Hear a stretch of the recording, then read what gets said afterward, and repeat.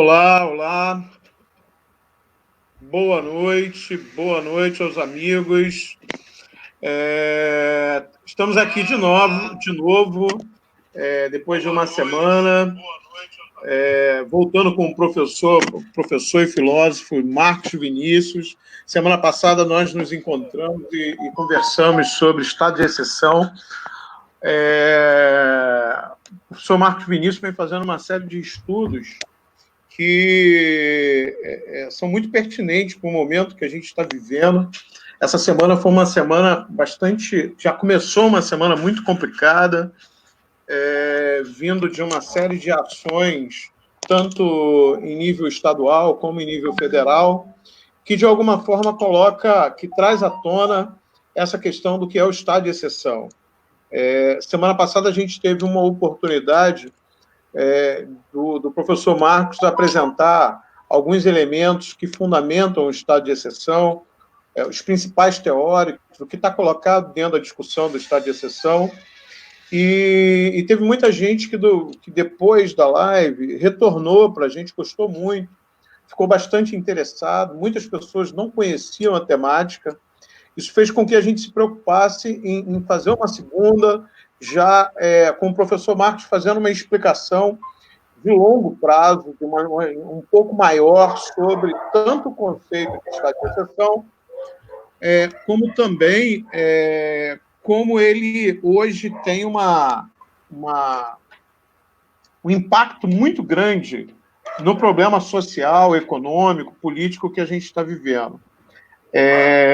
A gente tem, pelo menos, aí 3 questões que são bastante interessantes do ponto de vista da conjuntura, para a gente entender como alguns conceitos se aproximam da nossa realidade, como servem para analisar a nossa realidade. O primeiro conceito é a questão da cloroquina.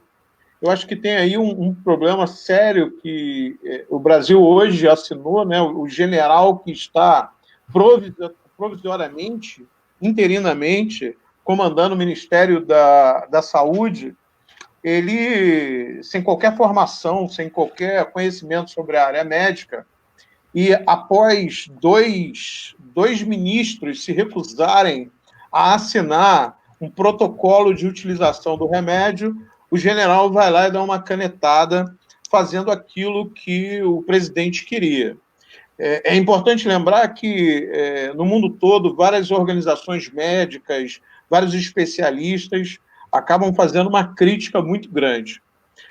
E o resultado esperado, do ponto de vista científico, é que isso vai ter um impacto muito mais prejudicial do que positivo no grande número de casos.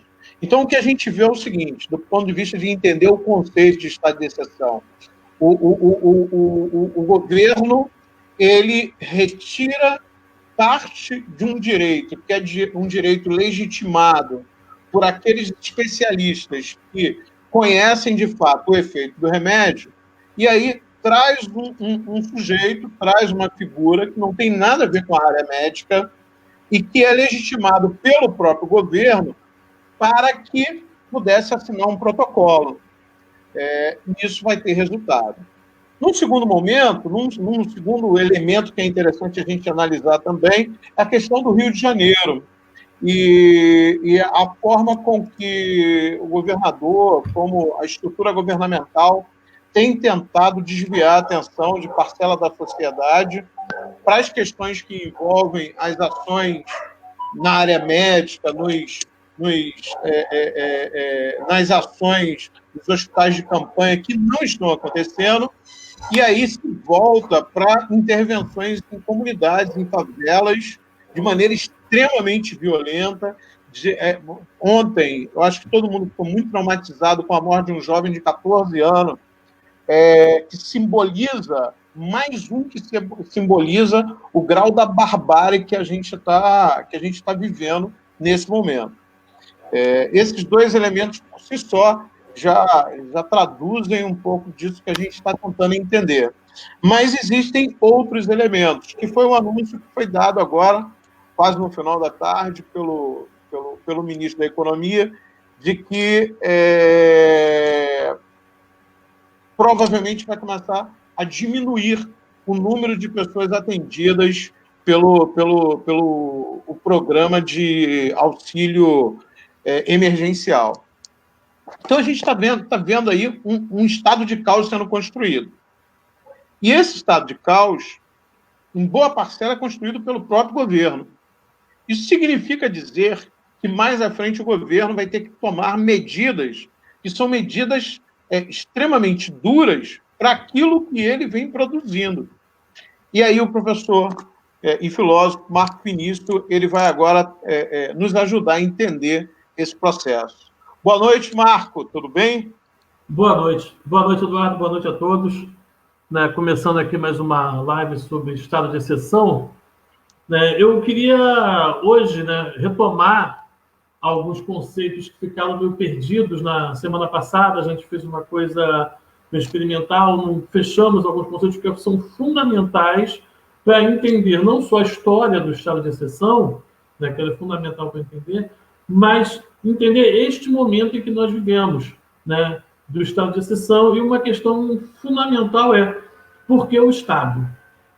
Porque nós vivemos dentro de uma estrutura política em que se comporta essa figura chamada Estado. Na semana passada, a gente pegou umas figuras do direito romano, o Homo Sacer, Senatus Consulto Ultimo, Iustitium, tumultos. Isso não ficou solucionado. Ao mesmo tempo, é premente até de algumas pessoas que estavam assistindo a questão sanitária, a questão da saúde mesmo. E eu estava tentando o tempo todo mostrar que uma coisa não está desvinculada da outra. Aí, durante a própria live, me veio à mente um texto que eu acabei não citando semana passada, porque eu não tinha ele muito fixo na mente. Aí eu fui ler no dia seguinte e estou trazendo ele hoje, que é esse livrinho aqui, Edgar Allan Poe, A Máscara da Morte Vermelha. Você vai conseguir edições muito mais traduzidas como A Máscara da Morte Rubra. No momento de quarentena, diante de um vírus, esse texto do Edgar Allan Poe é bem interessante porque ele conta justamente de uma quarentena. Ele conta uma história sério, mas em que há uma peste, a morte rubra, a morte vermelha, que está matando muitas pessoas, e quando ele mata, essa morte rubra mata mais da metade da sociedade, o que é que o duquezinho feliz, o príncipezinho feliz, responsável, soberano daquela região, daqueles povos, faz? Ele se isola junto com os seus súditos num castelo, manda soldar as portas e larga todo mundo para lá. Esse texto do Edgar Allan Poe, logo nesse início, ele nos traz à tona aquele conceito que eu estava falando semana passada, que é o conceito de biopolítica, ou tentar entender a relação entre soberania e biopolítica. Segundo o Michel Foucault, no seu livro A Vontade de Saber, que é o primeiro volume da história da sexualidade, você teria uma diferença entre o poder soberano e a biopolítica. O poder soberano, ele é o poder de fazer morrer ou deixar viver. E a biopolítica seria o poder de fazer viver ou deixar morrer. Então, a biopolítica, ela é uma política impregnada, impregnando a vida. É justamente no decorrer do final do século XVIII para o início do século XIX que Foucault identifica o surgimento desse conceito de biopolítica, que é justamente uma política de vida. Ele começa a estudar as políticas de saneamento básico nas cidades, nos grandes centros urbanos, a pesquisa na área médica, a criação dos hospitais enquanto clínicas médicas e essa politização da vida, que vai decorrer aqui, depois no Brasil, com a Oswaldo Cruz, na campanha de vacinação, nas grandes campanhas de vacinação massivas. Ao mesmo tempo, Esse conto nos mostra o outro lado da biopolítica, que é o deixar morrer. Quando o Duquezinho se fecha no castelo, ele está ativamente disponibilizando para aqueles que estão do lado de fora, que não são a elite, que não são um grupo de aristocratas ligados diretamente ao rei, está disponibilizando eles para a morte perante a morte vermelha, a morte rubra, que é a peste daquele momento. Né? Então, isso é uma política efetiva de disponibilizar o outro para a morte. Né? Essa política de disponibilizar o outro para a morte, né, a gente estava analisando semana passada, eu queria fechar esses conceitos através do conceito do homo sacer, né? O conceito do homo sacer é um conceito do direito romano antigo, da época do reinado, dividindo o Império Romano em 3 fases: o reinado, a república e o império. Né? Os especialistas vão dividir o império em várias fases. Mas o homo sacer é uma figura antiga. O que significa um homo sacer? O homo sacer era aquele indivíduo que foi condenado a ser excluído da sociedade dos direitos de tal modo que, se você o matasse, não seria um assassinato. Ele podia ser morto, mas não era condenado à morte. Não era condenado à morte. Ele podia ser morto. E aquele que o matasse não seria condenado, nem teria cometido um assassinato. Então, esse homo sacer, esse sacer significa sagrado do latim, é um sagrado inverso ao que a gente entende hoje, mas é um sagrado de devotado à morte, de devolver aquele indivíduo à morte, aquele indivíduo que deixou, perante o direito romano, de ser um cidadão. Ele foi excluído dos direitos, como no Edgar Allan Poe nos mostra, aquele que está excluído do castelo do reizinho, né, está completamente excluído dos direitos de vida, e os direitos de vida, a biopolítica é colocada na parte da vida dentro e na parte da morte fora. Né? Avançando ali o conceito grego-romano de estado de exceção, a gente tem uma ativação desse homo sacer, que é muito dentro do indivíduo, mas colocado posteriormente na relação política mesmo, na relação jurídico-política, que é a figura do senatus consultum último, lá no final do período republicano, né, quando os irmãos Graco Tibério e Caio Graco, que são tribunos da plebe, começam a criar reformas agrárias e desagradam a aristocracia, ao Senado. Aí que vem a figura que é ponto-chave, que o Eduardo chamou a atenção na semana passada, para entender o que a política de hoje faz, que é a figura do tumultus. O que é tumultus? O tumultus é uma justificação legal para que haja um senatus consultum último, uma última consulta ao Senado. E o que podia ser o tumultus? O tumultus podia ser, prioritariamente, inicialmente, 2 coisas. Uma invasão de um inimigo externo, presta atenção no conceito de inimigo, o inimigo é fundamental para entender o que a gente tem hoje, né? Ou o surgimento de um inimigo interno, né? Uma guerra civil. Então você tem uma guerra externa ou uma guerra civil que suscita um tumultus público que demanda um senatus consultum último. O que é o senatus consultum último? O senatus consultum último é a figura mais estranha do direito. Existem várias, né, teses sobre ele, porque ele faz o seguinte, né? O Senado, ele era em Roma o guardião da lei, do direito. Tá? E o senatus consultum último era a última consulta do Senado, em que o Senado, o guardião da lei, né, autorizava a suspensão do direito, da lei, da cidadania. Ou seja, o Senado dizia no senatus consultum último que ele não valia mais. E aí instituía o institutum, né? Justitium, que é a suspensão direta do direito. E a partir daí, o inimigo público, aquele que foi considerado a causa do tumulto, caía na condição de homo sacer. Poderia ser morto sem que se cometesse um crime. Foi o que aconteceu com Caio Graco, né? Com Tibério Graco antes e depois com Caio Graco. Né? E depois se tentou um senatus consulto último também ao Júlio César. Né? Essa figura do Iustitutio, né, ela muda um pouco sua característica no Império Romano. Porque quando Augusto assume o poder, né, ele tem um controle absoluto sobre o Império, né, os tumultos internos e externos estavam controlados. Mas a figura do estado de exceção ainda é interessante para a manutenção do poder. Né? É muito interessante para um governante como Augusto manter um estatuto em que ele poderia matar alguém sem que se cometesse um assassinato, sem que se fosse contra a lei. Né? Então, o que acontece no reinado de Augusto? Né? O Iustitutio passa a designar o luto. Tanto que se você for no Google, dá lá um Google, procurar Iustitutio, né? No Google você vai ver como tradução como luto. Por que estado de exceção se é luto?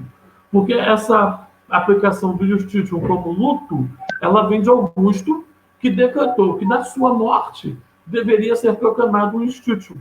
Por quê? Para garantir a sucessão. Como Roma não tinha um direito de sucessão claro e definido, né, a possibilidade de uma sublevação, de uma guerra civil, de uma tentativa de tomada de poder era muito forte. Então, passou-se a instituir o Iustitutio toda vez que morria o imperador, para que se garantisse um estado de exceção que garantisse que o herdeiro designado, né, assumisse o poder. E quem estudou muito en passant, muito por alto a história romana, sabe de todas as disputas políticas que as sucessões romanas ocasionaram. Né? Ou seja, o que é esse estado de exceção que Roma nos traz para os dias de hoje? É o seguinte, né? Você tem a lei, ou a Constituição, né, como chamamos hoje, a lei máxima, designando a si mesmo como suspensa em defesa de si mesma contra um inimigo público. Né? E esse inimigo público poderá ser morto. E, ao matar esse inimigo público, né, nada poderá me acontecer. Aí você vindo, né, mais recentemente, você vai pegar todas as figuras do estado de exceção, que a Jorge também vai trabalhar no seu livro de estado de exceção, no Homo Sacer. A Hannah Arendt vai trabalhar com o estado de exceção, né, no governo nazista, no governo stalinista, né, e eles têm a seguinte instituição, as seguintes características. Geralmente, ele é instituído em defesa da Constituição. Se suspende a Constituição em defesa da Constituição. Ou seja, a Constituição existe, mas não vige. Né? O poder passa a vigir, mas sem fundamento. Há um poder constituído, mas que não há um poder constituinte. Né? Então, você tem uma figura híbrida, um poder que é uma pretora, né? E um direito que é uma ausência. O estado de exceção vai existir entre uma pretora de poder, um poder absoluto, com uma ausência de direito, porque há uma suspensão do direito. Aí você tem um jurista nazista, que é o Carl Schmitt, que é fundamental para entender isso. Ele, no seu debate com Walter Benjamin, um debate subterrâneo, de disputa teórica com Walter Benjamin sobre o estado de exceção, o Carl Schmitt, no seu livro Da Ditadura, né, um livro difícil de botar no Brasil hoje, né, ele vai designar dois tipos de ditadura. Né, a ditadura comissionada e a ditadura soberana. A ditadura comissionada é justamente esse estado de exceção que eu estou falando, que é aquele que se justifica como vindo em defesa da Constituição. Eu tiro a Constituição para defender a Constituição. Né? E aí a Hannah Arendt, no Origem do Totalitarismo, né, é um livrinho com muitas palavras escritas, para quem não está habituado, é complicado, né? Ela vai mostrar justamente nesse texto da Hannah Arendt, do Totalitarismo, que né? Todo o regime nazista ele é um estado de exceção, ele mantém a Constituição de Weimar vigindo, mas não valendo. Ela suspende a Constituição vigente, mas não a elimina, ela continua. Ela ainda é a Constituição oficial do Estado nazista, só que não vale de nada, ela foi suspensa em defesa de si mesma. E o grande ponto, segundo que a Hannah vai apontar, né, na aula de totalitarismo, é justamente como é que é a passagem de um Estado comissionado, né, de uma ditadura comissionada, de um Estado de comissionado, se justificando como a defesa de uma Constituição, começa a colocar leis, decretos. A partir de um determinado momento, já não precisava nem mais de leis e decretos. Como mostra o outro livro da Hannah, O Eichmann em Jerusalém, que, para quem não leu, é um livro que vale a pena ser lido, é o julgamento de um funcionário do regime nazista, que é o Eichmann, né, que foi julgado em Jerusalém. O próprio Eichmann já falava, não precisava mais de lei. A palavra do Führer era a lei. Né? Então você sai de uma ditadura, né, comissionada, de um estado de exceção comissionado, para aquilo que o Carl Schmitt vai chamar de estado de exceção soberano, em que ele já não precisa se justificar como uma defesa de uma Constituição, mas ele, a figura do soberano, é ele a própria lei. E ele determina. Então ele não precisa mais se suspender, ele não precisa mais estar num vazio de lei, ele já é a pletora de todo o poder. O grande problema que a Hannah aponta, e o Adam também apontam, é que essa passagem vai se dando aos poucos. A Constituição está lá, mas de repente ela é desrespeitada aqui, desrespeitada ali, desrespeitada ali. E aí, quando você vai ver, você já só tem ministros militares e a Constituição está ali, mas não vale de mais nada. Né? Então, essa preocupação que o Agamben mostra até hoje, com a suspensão dos direitos diante de uma quarentena, é uma preocupação legítima, embora, né, o Agamben seja um europeu, vivendo na Europa, com problemas europeus. Ele não tem os nossos problemas dos nossos estados de exceção, né, aqui presentes. Eu, por exemplo, eu moro aqui em Belfor Roxo, na Vila Paulista, né, perto aqui do Pontilhão, né, que é uma comunidade. Hoje tem tiro aberto, o dia inteiro até agora, tiro rajada, o tempo todo. Isso, né, o Agamben não tem no momento na existência dele. Mas ele tem uma outra preocupação. Né? Aí o que acontece? Voltando para o ponto do Edgar Allan Poe. Quando, no ponto do Edgar Allan Poe, o reizinho lá, ele se isola com seus queridos, a sua corte, os seus ministros, né, a sua elite, dentro do castelo, o que ele faz em relação ao povo que está lá dentro? Biopolítica deles. Né? Deixa morrer. Fazer viver ou deixar morrer. E, enquanto isso, eles cercados lá dentro do seu castelinho, começam a fazer festas. Muitas comemorações. Muitas festas. Vão fazer churrasco. Né? Esse ponto é completamente os dias de hoje. Cara, quem estiver por aí, acho que consegue achar na internet ele fácil, com uma máscara da morte Google. Eu tenho essa edição aqui ilustrada, que é belíssima. Né? Edgar Allan Poe, a máscara da morte vermelha. Você acha mais facilmente que uma máscara da morte Google. Né? Aí, o que acontece nisso? Isso tem um problema ético, que eu acabei falando na semana passada e não discorri a respeito. Esse filósofo aqui também, Emmanuel Levinas. Né? O Levinas é um filósofo judeu da região do leste europeu, que é a região em que morreram a maioria dos judeus durante o regime nazista, foram de lá, do leste europeu. Lituânia, Estônia, Polônia, Tchecoslováquia, pode dizer que a maior parte dos judeus mortos no campo de concentração vieram dessa região. Vieram de outros também, da Itália, da França, da Bélgica, mas a maior parte veio do leste europeu. Né? E o Levinas, ele chegou a ficar preso no campo de concentração ainda no período final ali, ele fugiu para ser preso. Infelizmente, para ele acabou sendo libertado antes de ser levado para o campo de concentração de extermínio. Né? Sobreviveu. Mas acabou que o pensamento filosófico dele acaba sendo essa preocupação ética em relação ao outro.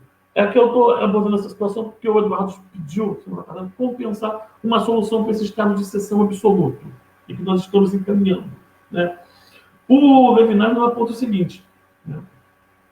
Que quando eu lido com o outro, né, o outro não pode ser apenas o outro, uma pessoa física, mas tem que ser o que ele vai chamar de outra. É a face da morte que eu vejo. Mas essa face da morte que eu vejo não é um assassinato. É o meu compromisso perante o outro da morte dele, de que ele não morra sozinho, de que ele tenha um auxílio e uma assistência, em que o meu contato com o outro, seja um contato não com uma coisa, não com uma pessoa, não com um animal, mas o contato com aquilo que o Levinas vai chamar de o vestígio de Deus. Porque o indivíduo traz o vestígio de Deus. Mas quando o reizinho aqui se isola, o que ele faz é afastar o outro, é não olhar o outro no rosto, segundo o Levinas. Você precisa olhar o outro no rosto. E o que nós temos em algumas políticas hoje é justamente o não olhar no rosto do outro. É afastar esse outro. É criar, em filosofia, uma mônada fechada sem nenhuma abertura para o ser do outro. Né? O filósofo falecido, infelizmente, Sérgio Castilho, professor da UERJ, ele tem um texto que você vai ver na internet, que ele vai dizer até mesmo que Deus é o ser. E quando eu olho o rosto do outro, eu olho o rosto de Deus. Né? O Levinas vai dizer que no meu compromisso com ético, no momento de extrema violência, é olhar o outro como outrem, como alguém que é em si mesmo a própria essência da existência humana, e reconhecer na relação entre eu e esse outro o compromisso com toda a humanidade. Mas o que nós temos no estado de exceção? O contrário. Quando eu lido com o estado de exceção, e aí você tem a Hannah Arendt para nos trazer isso, o que eu olho não é o rosto de um outro que traz um vestígio de Deus ou o rosto de Deus. Né? O que eu trago é o inimigo. Né? No Origem do Totalitarismo, a Hannah vai falar do inimigo objetivo. O Estado nazista, o Estado de exceção, ele precisa criar o tempo todo um inimigo objetivo para se manter como exceção, se justificar. Ou seja, ele traz o homo sacer e o tumultus na mesma figura do inimigo político. Né? Como os vários governos norte-americanos criaram ao longo do tempo vários inimigos políticos, né? Assim como o governo brasileiro hoje vai criando vários inimigos políticos objetivamente, né? Esse inimigo político não é um bode expiatório. Ele é definido com motivo, com pertinência, pensado, mas ele é substituível. Porque o estado de exceção precisa sempre de um novo inimigo. Né? O Estado nazista, a Hannah nos mostra também que uma coisa que ele fazia, o Estado de exceção fazia, né, que era muito único, é que ele disponibilizava a morte não só para o inimigo, né, não só para o judeu, não só para o polonês, não só para o cigano, não só para a testemunha de Jeová, não só para o francês, mas ele disponibilizava a morte para o seu povo. E não o inimigo dentro do seu povo, não o comunista, não o desviante, mas ele disponibilizava a morte para os seus apoiadores. Né?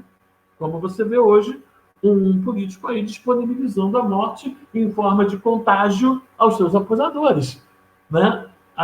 Então, o estado de exceção ele se fundamenta nessa dinâmica, nessa oscilação, nessa cora, que é um conceito que vem do Platão de oscilação entre uma plenitude de poder e uma ausência de direito. Né? E qual é o grande problema aqui para nós hoje? É que nós estamos caindo nesse exato momento num estado de exceção que está se construindo, como foi os estados de exceção em vários outros lugares, não como uma pedra que cai, não como uma afirmação, como um golpe de Estado, mas como algo que vai se construindo aos poucos quando se vê gestar. Nós temos hoje, basicamente, uma Constituição que é basicamente desrespeitada o tempo todo. É feito emendas constitucionais como se troca de chinelo. Você faz isso o tempo todo. E olha que a Constituição brasileira prevê o estado de exceção. Em 2018, nós vivemos sob o estado de exceção no Rio de Janeiro. Teve a justificativa que era para fugir lá de uma votação, mas estávamos sob o estado de exceção, estávamos sob intervenção militar. E aí acontece o seguinte: diante de uma quarentena, como retratada aqui, em que só se protege a vida de uns e os outros estão disponibilizados para a morte, vão ficar sem auxílio emergencial, como o Eduardo lembrou, vão ser obrigados a voltar a trabalhar, vão ser disponibilizados para a morte perante a máscara da morte vermelha, a máscara da morte rubra. O que acontece ao final desse conto, para quem tem uma sensibilidade a esse momento mais delicado, eu não leio. Quem conseguir aturar, leia. É que, ao final desse conto, numa grande festa, completamente alienada do que acontece com a população, surge uma festa de máscaras, surge uma figura fantasiada da morte rubra.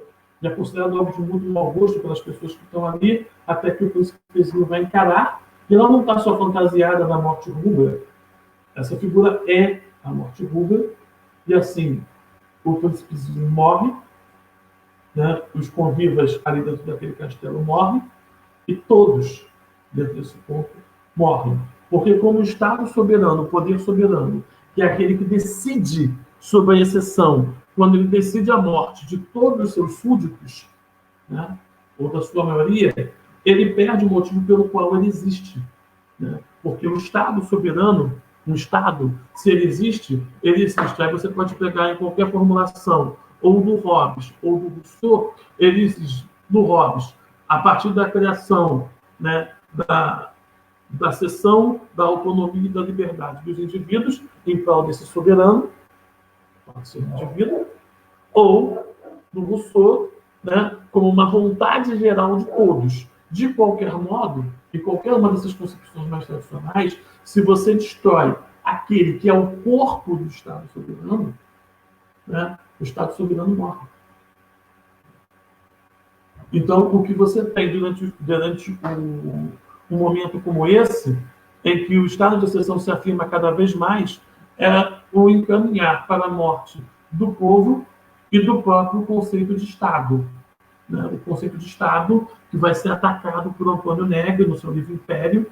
Ele vai ter um outro conceito de Estado bem pesado, de um Estado, de um Império que se articula não mais só como Estado da Nação, o Estado da Nação permanece, mas o Império, para ele, é algo que vai perpassar as relações dentro do Estado, dos Estados-nações, e vai ser mais forte que o Estado das Nações, vai se articular através de grandes organizações mundiais, Mas, ao mesmo tempo, Antônio Negri vai pensar a fuga disso através do conceito de multidão, para enfrentar um império absoluto que perpassa além do Estado-nação. É necessário um conceito de multidão que não é uma massa, não é um povo, mas é uma multidão organizada que pode se contrapor e resistir a esse momento. Então, para que nós não estejamos diante da máscara da morte rubra, mas que estejamos diante do rosto do outro, é necessário construir essa resistência urgente. Tem umas perguntinhas aqui. Encerrei da minha preleção.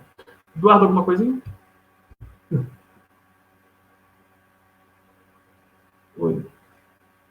Alô? Alô? Agora dá para escutar. Eu tinha mutado aqui o meu mic.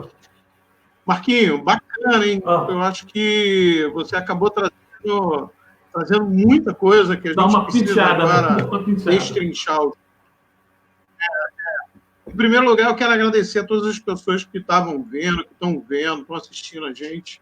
É muito legal. A gente tem aqui o professor Carlos Montano, pessoa que admiro muito, professor da UFRJ, do Serviço Social, foi meu avaliador quando eu fiz o concurso para professor substituto na UFRJ. Grande abraço, Montano. Muito bacana ter você presente aqui. O Roger, meu ex-aluno, bacana, Roger, parabéns por estar envolvido sempre com questões políticas. Eu sempre falava para os alunos que a gente pode pensar o mundo ideal, a gente pode idealizar muita coisa, mas se a gente não se envolver de fato com a política, dificilmente a gente não vai conseguir construir uma sociedade mais justa. Então, temos aqui a professora Márcia, grande Márcia do Serviço Social da Uniswan, muito bacana, Renata Cacilda, Zé Maurício. Esse final de semana eu tive a oportunidade de ficar conversando com o Zé Maurício até mais tarde, o Birajara, Renata Cacilda. Jarara trabalhou comigo no CEDERJ, grande Birajara, obrigado. Muito bom. Dona Beatriz, minha namorada, está aí, ó. Aí, ó. Muita gente... Está aqui me ajudando aqui. Pô, tem que ajudar, né? Elas sempre à frente de tudo. Marquinho, acho que tem muita coisa aqui que a gente precisa... Zanzibar acabou de entrar. Aí, ó, Reinaldo, Wesley está aqui, Cristiana Pina. Poxa, muita gente bacana. Fico muito feliz em que a gente possa estar acompanhando nessa discussão que, em primeiro lugar, vamos tentar aqui trazer em partes... Sim, tem muita coisa aí. Eu acho que tem uma questão que está como pano de fundo que você falou, que é preciso a gente entender do ponto de vista da construção da cidadania. Sim. A ideia de nacionalismo, que vai estar no fundo de parcela dessa discussão, porque o nacional ele rompe com a ideia que aquele cidadão seria o cidadão portador de direito, já que o nacional é aquele que possui um direito e exclui o direito de todos os outros, né? E isso é muito utilizado, sobretudo nas teorias fascistas. Ele está sendo muito resgatado hoje de uma maneira muito errônea. A gente vê muita gente vestindo amarelo, saindo pelas ruas, utilizando a bandeira do Brasil. É engraçado que isso me gerou um dilema. Eu tenho um quadro da bandeira do Brasil lindíssimo. Geralmente eu uso para muita coisa, mas a forma que o nacionalismo tem sido tratado acaba envergonhando a gente. E é importante a gente lembrar que o momento anterior da Segunda Guerra Mundial e do crescimento do fascismo, ele foi muito utilizado, tanto por italianos como pelos alemães, esse nacionalismo extremado que destitui dos outros o sentido da cidadania. Ele destitui de todos aqueles que, não, teoricamente, em tese, não pertencem àquele grupo. Então, acho que essa é uma das coisas que eu queria que você desenvolvesse um pouco mais. O indivíduo desnudo e esse indivíduo que é o indivíduo portador de uma cidadania especial, sobretudo num momento igual a esse.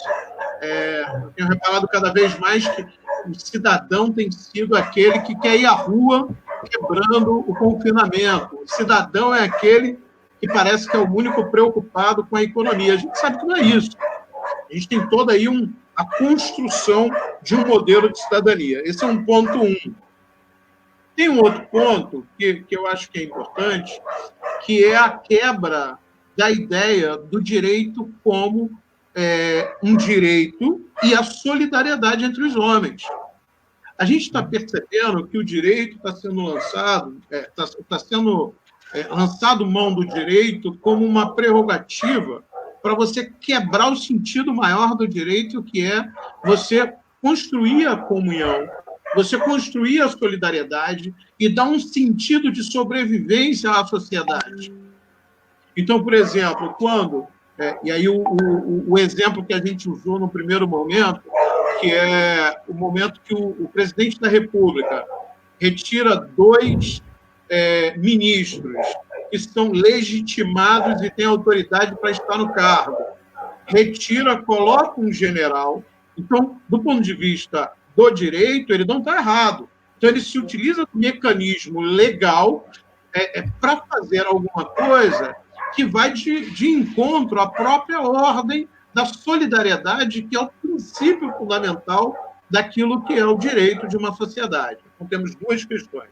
A primeira questão é que essa contraposição entre quem é cidadão e cidadão é o sujeito que pode ir às ruas, e o outro, que ficou exemplificado na frase dele ontem, e essa frase é uma frase muito forte: quem é cidadão toma cloroquina, quem é de esquerda toma tubaína. Esse tipo de expressão, ele fundamenta, ele vai dando amálgama a esse cenário cada vez mais. Como o Brasil vai conseguir sair dessa crise toda de uma maneira mais clara, de uma maneira mais solidária, de uma maneira onde a gente consiga reverter uma crise enorme pela qual a gente já está e vamos mergulhar ainda mais. Então, já são 3 questões. Eu não vou... Tem mais outras questões, mas eu não vou... Vai devagar aí, que eu vou esquecer. Minha memória não memória tudo, não. Vou falar um pouco da questão da cidadania primeiro. Se eu falhar na continuação da resposta das outras, tu me lembra. Na questão da cidadania... Fazer um pedido às pessoas, caso... eu estou com os cachorros aqui, eu tenho 3 labradores, e hoje eles cismaram de ficarem a 1000. Então, se estiver atrapalhando um pouco, vou fechar meu microfone. Tá, ok. Deixa eu falar um pouco sobre a questão da cidadania primeiro. Né? Pensar hoje assim, a acusação de que um indivíduo é mais cidadão que o outro, tá? Isso não é uma novidade. Tá? Mas a gente pode pensar, então, na construção do sentido originário de cidadania. Né? Muita gente pode pensar hoje política e cidadania como algo opostos, ou como relacionados, mas não sejam a mesma coisa. Mas se você pegar o sentido, né, da palavra política, ela vem de polis, do grego, que é traduzida por cidade, que dá origem à cidadania. Então, polis, política, né? Polis, cidade, cidadania e política acabam sendo, nesse sentido originário grego, basicamente a mesma coisa. Né? Ser político na Grécia era participar dos interesses da cidade, que é aquilo que nós temos hoje como uma participação cidadã. Né? Cidade aí entendida como o nosso grupo político, nosso grupo social. Vai haver uma desvinculação disso na Idade Moderna, né? Com Maquiavel, com Hobbes, que é uma outra teorização da política, que não pega isso, mas, contemporaneamente hoje, há um resgate desse sentido de cidadania. Quando você coloca a questão de se pensar um desnudamento da vida de alguém que é cidadão e alguém que não é, perante a questão nacional, segura a questão, se você não pode entrar nela, que eu tenho problemas muito sérios com a questão da nação, do Estado-nação e do nacionalismo. Mas veja só, o que o Agamben está falando ali sobre homo sacer, ele vai chamar também de vida nua. O que é uma vida nua? A vida nua é aquela vida desprovida de direitos políticos. Lá não no livro Estado de Exceção, mas no livro Homo Sacer, ele começa fazendo uma distinção entre bios, vida qualificada politicamente, né? O homem é um animal político, esse animal político colocado ali seria a palavra bios, né? De um outro conceito que é o zoé, o animal enquanto zoé, que é aquele animal não qualificado politicamente. Né? E há um decaimento o tempo todo que você precisa tirar do indivíduo que você considera seu inimigo, que você quer desqualificá-lo, para tirá-lo da condição de bios para a condição de zoé, para a condição de animal político, para a condição de vida nua. Né? Daquele que pode ser morto sem que se cometa um assassinato. Aí eu lembro do livro do Primo Levi, não sei se alguém já leu, É Isto um Homem, um escritor italiano, judeu que colocou de concentração Auschwitz. Né? Em Auschwitz, ele nos traz a figura da extrema ironia, que é a figura do muçulmano. O muçulmano, nesse caso aqui, não é o indivíduo da religião islâmica. Né? mas simplesmente aquele indivíduo que no campo de concentração de Auschwitz, essa expressão específica de Auschwitz, né, ela chega numa condição tal de prostração que ela é como se fosse só uma coisa andante. É um cadáver adiado, que nem sequer procria mais. Né? Essa figura do muçulmano é bem descrita por Levi e outros sobreviventes de Auschwitz, né? Como essa figura macilenta que não consegue, que você olha nos olhos e não consegue mais pensar. Né? E aí ele é lançado num mundo de prostração em que há testemunha do próprio Levi de que os outros indivíduos que não caíram na condição de muçulmano, dessa prostração absoluta, desse feixe de sentidos e corpos andantes, né, já uma exclusão não só por parte dos nazistas, mas por parte dos outros internos de Auschwitz, que ainda são donos das suas faculdades nacionais, né, de excluí-los. Né? Então você tem o seguinte, você tem na disputa política, claro que Auschwitz é um campo de entendimento maior, mas isso se aplica em outros lugares, é sempre a tentativa de você colocar o seu inimigo nessa condição de um outro desprovido de cidadania política, primeiramente, que é o que faz o estado de exceção, vai tirando direitos políticos, né? Os direitos políticos dos judeus foram tirados aos poucos, né? Os direitos políticos dos tutsis foram tirados, os direitos políticos dos índios foram tirados, os direitos políticos dos negros foram tirados, foram roubados, foram expoliados, né? Para que a partir do momento em que você cai esse indivíduo da condição de cidadão, que é aquele que detém direitos políticos e pode participar, você pode começar a lançá-lo na condição de primeiro de animal. Né? Um animal que pode ser devotado à morte, como um homo sacer, um animal sacer, um sagrado. Né?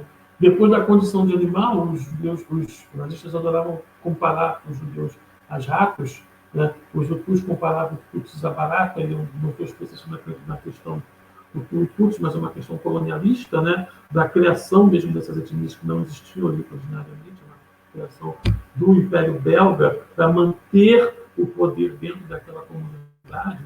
Né? Mas há sempre essa dinâmica de transformar o outro, tirar o outro da dinâmica de um rosto, que pode ser o acesso ao rosto de Deus, ao outro, a alguém que eu vejo como a mim mesmo, né, ou si mesmo como outro, mas vê-lo como uma coisa, um animal, aquilo que pode ser esmagado debaixo do meu chinelo.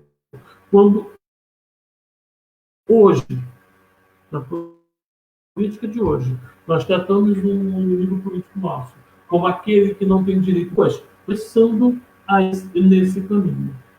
Né? O caminho de transformar o outro primeiro no animal e depois abaixo do animal numa coisa, começa por tirar-se o direito, né, político.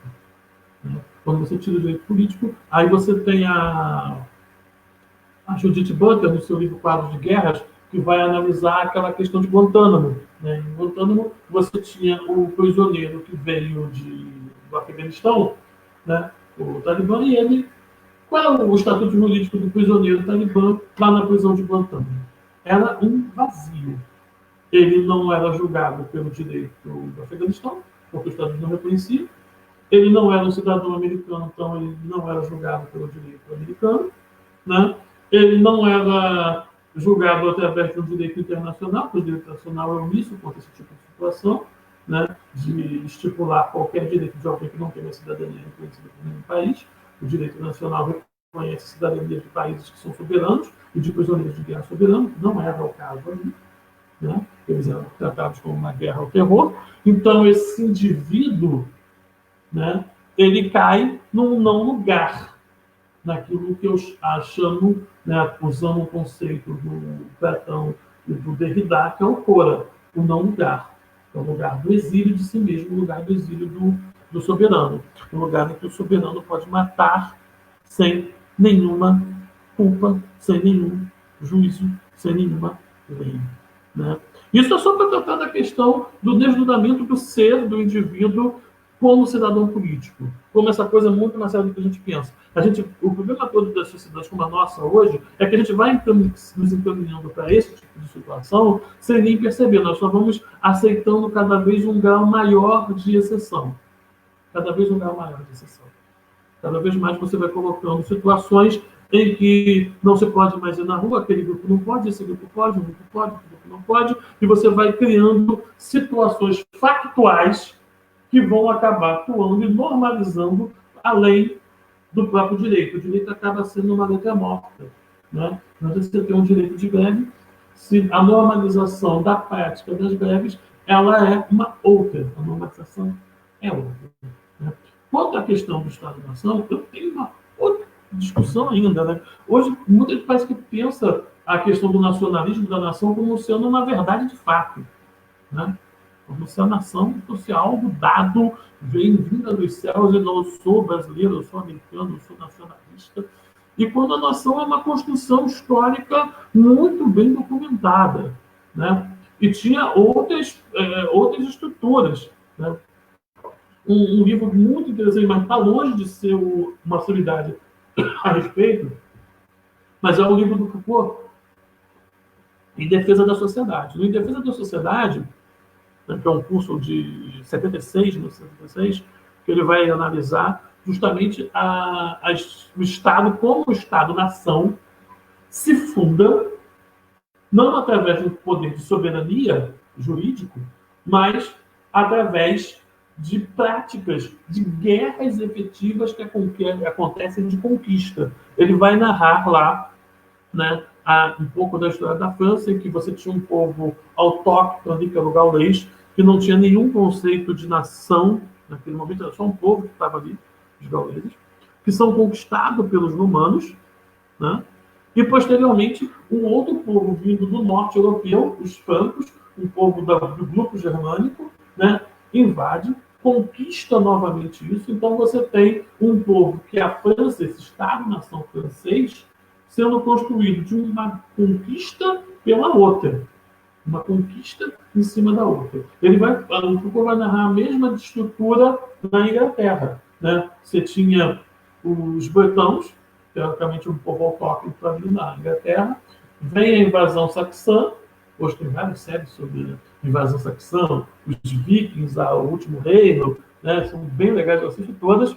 E depois, lá no século XIII, você tem uma terceira conquista na Inglaterra, que é a conquista normanda, né? Em que a família real acaba sendo não bretã, não saxã, mas normanda, ali do norte da França, um outro povo germânico. Né? Então, o que o Foucault está mostrando? Que essa ideia de que um poder soberano absoluto veio da lei, de uma vontade geral do povo, isso seria uma balela. O que existe é conquista. Né?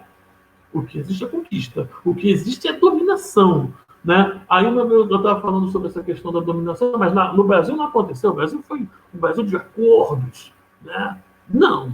O Brasil não foi um Brasil de acordos. Pergunta para os índios, que não tem mais como perguntar, né, se teve acordo. Né?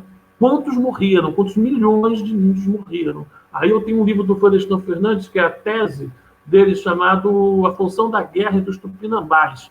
Né? O Florestan Fernandes vai estudar, né, os povos tupinambás, que milhões, vários povos, diversos povos aqui na região sudeste, que não existem mais. Os tupinambás estão completamente extintos. Né? Na verdade, respeitando essa história, quando a gente pega em perspectiva o processo de formação nacional europeu, ele tem as suas características, com uma série de autores que apontam para isso. Para nós aqui, nosso processo de formação nacional é muito violento, marcado por momentos que essa violência ela se fez a partir de uma tragédia muito grande. Né? Tanto o extermínio dos diversos grupos indígenas que existiam aqui, como também aquele momento da construção da República. E é a partir da República que a gente vai ter essa ideia da construção desse nacionalismo muito mais forte. É importante lembrar que a nossa República é marcada por uma série de atos violentos. Canudos é um dos exemplos. Mesmo a revolta da vacina, que é um momento muito próximo. A revolta da Chibata. O momento que a gente está vivendo hoje, ele tem uma semelhança muito grande, né? Vai chegar um Estado... Se você pensar ainda do Segundo Império, Dom Pedro II, que é considerado um rei, um imperador erudito, bonzinho, as quantidades, e no período regencial, a quantidade de guerras e revoltas que tiveram, de conquistas, de massacres, né? Que você teve em todo o Brasil, tem outros historiadores que são especialistas nisso, que podem trazer todas essas revoltas no tempo da regência, foram imensas, o tipo de situação. Então, o que esse autor está mostrando? É que pensar no Estado-nação como se fosse um acordo, como se fosse um grupo pacífico, é meio complicado, porque o que eles estão mostrando é que no interior dos países, da fundação dos países, né, dos estados, há sempre disputas, né, de conquistas, disputas de poder e guerra e morte, sempre houve. Né? Até hoje, a disputa por território com os indígenas ainda acontece. Foi declarado em campanha e pré-campanha que essa guerra contra os indígenas seria retomada. E é uma guerra de fundação do Estado brasileiro. E ela continua sendo retomada. Né? Foi declarado que a guerra contra os povos africanos seria retomada, que os poucos territórios que eles conquistaram através de luta, através dos quilombos, seria retomada essa batalha contra os povos africanos. E foi retomada. Né? Nós estamos num momento de estado de exceção em relação à pandemia, mas nós estamos no momento de estado de exceção de uma afirmação de uma nacionalidade assassina. Né? Então, assim, geralmente o nacionalismo ele é um dos grandes motivos, um dos grandes motivadores dos grandes povos fascistas. Né? O fascismo do Mussolini, Salazar, Franco, né? Vão apelar para esse discurso nacionalista. E aí, eu acho que aí tem uma questão, Marco, que é bastante interessante, que é o seguinte. A gente entrou num momento de extremo conflito, a gente chegou a falar um pouco disso semana passada, extremo conflito entre os três poderes. Na verdade, entre um poder e os outros dois. O Executivo, hoje, ele tem uma ação extremamente agressiva contra o Legislativo, contra o Judiciário. Na nossa história política, a gente percebe, a gente sabe que o Brasil é marcado por período de suspensões do direito. E a preocupação é que, quando a gente olha em perspectiva para a nossa história, a gente percebe como vão se juntando fatores que acabam resultando sempre em um golpe militar. Se a gente for olhar e fazer uma comparação em que está ocorrendo hoje com o pré-64, mesmo ainda com aquela política que deu no Estado de 30, ou ainda anteriormente, na própria fundação da República, a gente percebe, em primeiro lugar, o inchaço de militares dentro da estrutura civil do Estado. E, do ponto de vista legal, já tem um problema aí sério, porque você tem uma série de militares da ativa ocupando cargos, sobrepondo... Está normalizado. E está cada vez sendo mais normalizado isso. Tem uma segunda questão, que é a questão da suspensão, da neutralização de direitos que nós tomamos como direitos sociais. E a gente percebe isso de uma maneira muito clara. Aí você traz à tona duas questões que, em meio à pandemia, a sociedade não tem conseguido divulgar, não tem conseguido chamar a atenção, que é o avanço sobre alguns territórios, que são os territórios quilombola, por exemplo, lá em Alcântara. Alguns movimentos tentaram dar luz a isso, mas a gente não está conseguindo dar luz. Mas você tem uma negociação hoje direta entre o governo brasileiro e o governo norte-americano para que aquela nossa base de lançamento se transforme em uma base militar norte-americana. A gente percebe o avanço sobre territórios indígenas cada vez maior, inclusive com o Estado punindo a gente do Estado que tem que se movimenta fazendo o trabalho. O que chama a atenção para várias questões, mas uma questão em particular, que é no processo de suspensão ou neutralização do direito da sociedade, novos direitos vêm se insurgindo. E que direitos são esses? Direito armamentista, quer dizer, a liberdade de você não apenas ter o porte de uma arma, mas você ter a posse de uma arma, cada vez cresce mais na sociedade. Há 2 semanas atrás, o governo indo para uma medida onde o registro de armas ficaria em suspenso, dando liberdade para a importação de armas sem a numeração, sem o registro. Quer dizer, aí você começa a avaliar que cenário é esse. É um cenário, em primeiro lugar, que as Forças Armadas, que deveriam garantir a soberania e as regras de uma sociedade, estão sendo utilizadas nesse momento, pouco a pouco, para colocar em suspensão determinadas regras e provavelmente vir com novas regras. Que novas regras seriam essas? Regras que colocariam ainda mais a parcela da sociedade mais pobre, mais fragilizada, sem direito algum. Então, a gente está entrando num momento extremamente delicado. A base dos autores que você está trabalhando, eles vêm realizando uma análise sobre o estado de exceção que dá uma perspectiva da gente falar o seguinte: a gente está chegando nesse cenário. Como a sociedade pode se organizar? Quais seriam os caminhos? Se a gente olha para o passado, se a gente vê agora entre esses autores perspectiva de uma mobilização para as coisas que estão para acontecer e já estão acontecendo. Vamos lá. Né? É uma pergunta. Eu estou te botando... Não. Entendi a pergunta. Não, vamos lá. Né? Primeira coisa, né? Foi o que eu estava falando da análise dessa questão da lei e da norma. Né? A lei hoje, cada vez mais, ela é inócua. Né? Como você apontou a questão aí dos fiscais do IBAMA, os fiscais da FUNAI, que estão cumprindo a sua função, cumprindo uma lei, e são punidos pelo Estado por cumprir uma lei que é do Estado. Né? Ou seja, a norma, aquilo que é uma coisa que está para além da lei, está se instituindo por dentro do aparato que deveria ser a prerrogativa legal, que é o aparato do Estado. E a normalização entrou. Se a normalização entrou, esse direito já não tem efeito, já não vige. Né? Ele está em suspenso. Por mais que a gente ache que a gente está cobrando uma lei, mas a gente está buscando aí, cara. A lei já foi. O estado de exceção já se instalou. O estado de exceção no Brasil já se instalou na minha leitura. E, assim, ele está só se agravando. O fato de não ter ainda uma coisa declarada, aberta, é justamente para a gente pensar que não está acontecendo, mas ele já está acontecendo. Né? Você vai pensar nessa questão desses novos direitos aí que você falou, do direito de porte de arma, de posse de arma, que é uma diferença, né? A posse ser ter a arma em qualquer lugar que você for, né? E perante comunidades que já estão disponibilizadas para a morte, que são as comunidades indígenas, quilombolas ou das favelas, né? Você vê aí o elemento racista extremamente presente, né?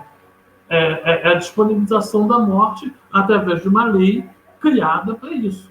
Né? Não tem muito, né, o que discutir isso. Você está num quadro de guerra em que você vai esquadrinhar uma cidade, você vai esquadrinhar uma sociedade em que você disponibiliza numa biopolítica a vida para um grupo, né, com hospitais, UPAs, hospitais de campanha, numa situação como essa de quarentena, de pandemia, e para o outro grupo você tem o achaque, o BOP e o caveirão. Né? Essa política não é gratuita, ela é feita para ser assim mesmo, ela foi feita para criar esse atrito, para criar esse tumulto atualizado, né? Para criar essa justificativa de um estado de exceção. Né? É criado para disponibilizar a morte e criar cada vez mais esse tipo de atrito político. Né? Essa é a necessidade do momento hoje político. Né? Cada vez mais você tem um político como Trump buscando o tempo todo um inimigo público número 1. É o que eles buscam o tempo todo. Né? A gente que é professor ainda mais de humanas, nós já fomos declarados inimigos públicos número 1 várias vezes, ao longo aí dos últimos governos. Os últimos 2 governos aí, né? Declarados inimigos públicos. Né? Mas isso é uma coisa para nós, enquanto professores, muito ainda suave, né? Digamos assim.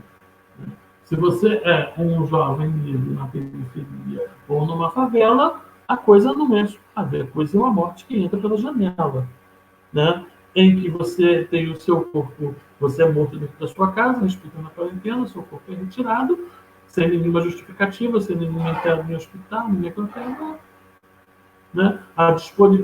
O Estado soberano disponibilizando essa morte. Quanto à mobilização, né? O que é possível de uma mobilização? Né? Tem gente que eu vejo assim, muito jovem, animada, assim, vamos fazer a revolução, vamos fazer a revolta. Com a revolta, a revolução armada, você tem o quê? Morte. Está disponível? É isso que quer. Quer ver mais morte? Não, é o meu caminho. Né?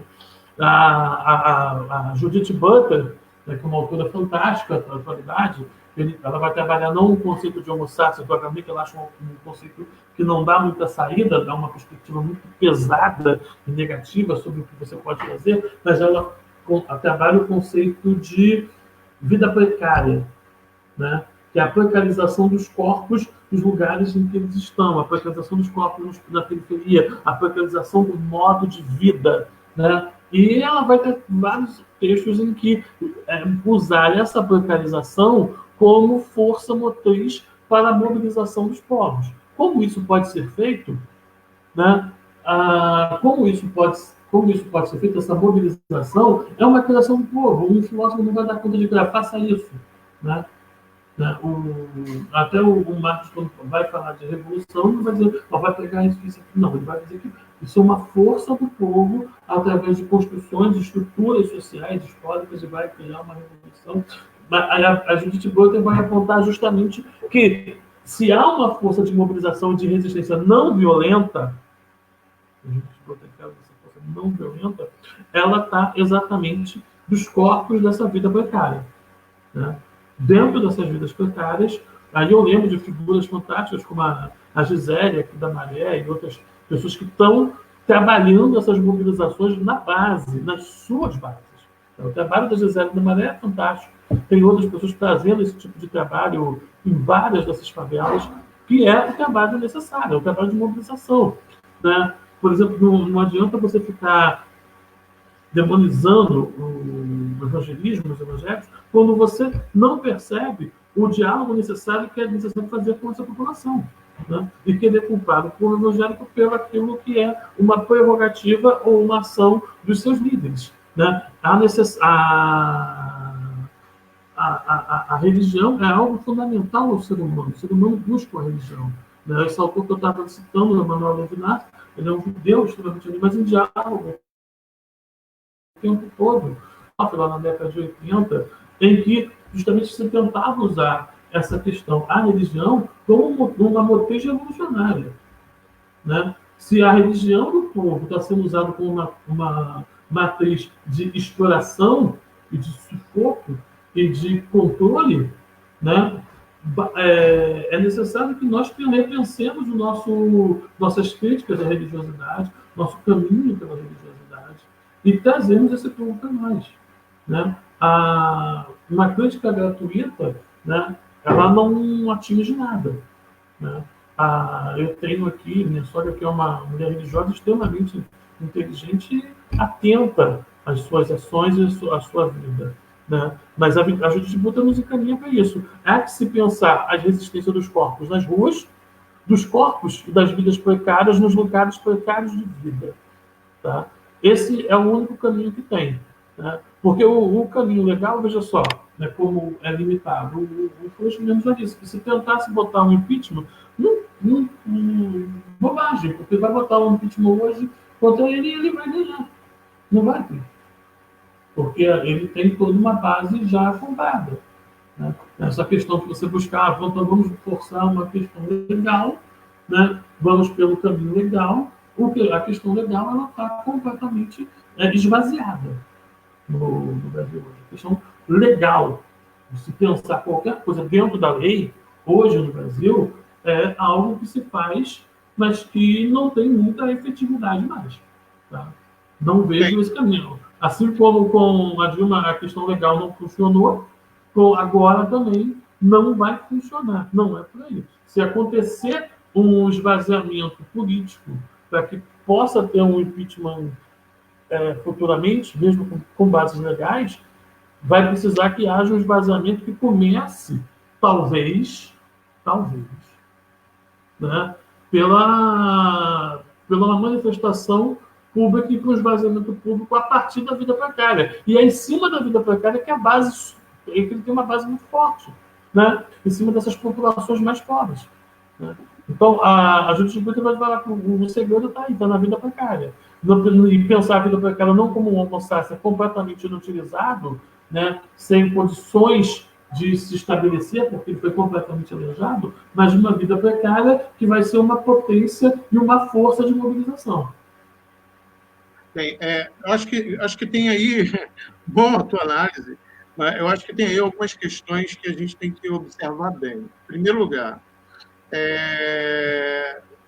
para que esse estado de exceção ele chegue a um estágio de ditadura consolidado, com os militares assumindo, e aí eu não estou falando da forma que está, que é uma forma não tão declarada, né?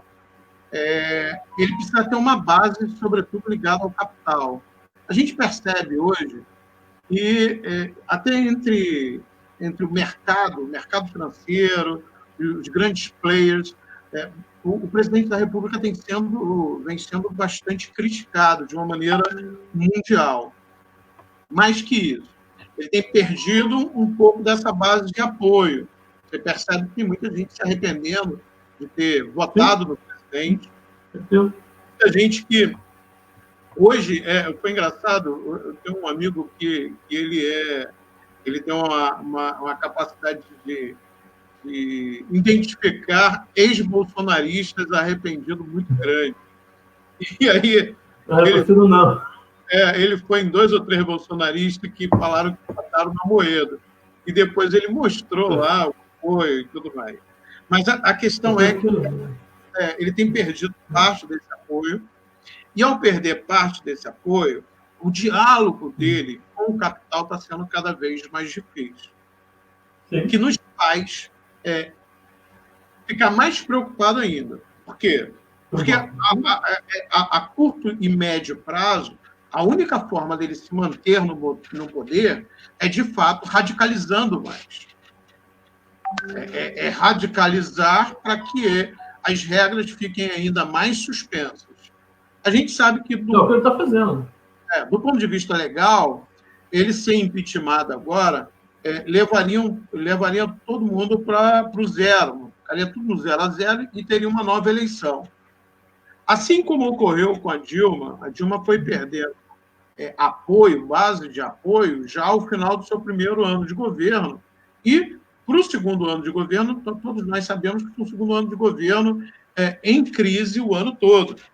Então, muita gente fala, olha, o Bolsonaro, com o seu governo ou desgoverno, deve sangrar até o início do ano que vem, quando um processo de impeachment começaria de fato para que o Mourão assumisse.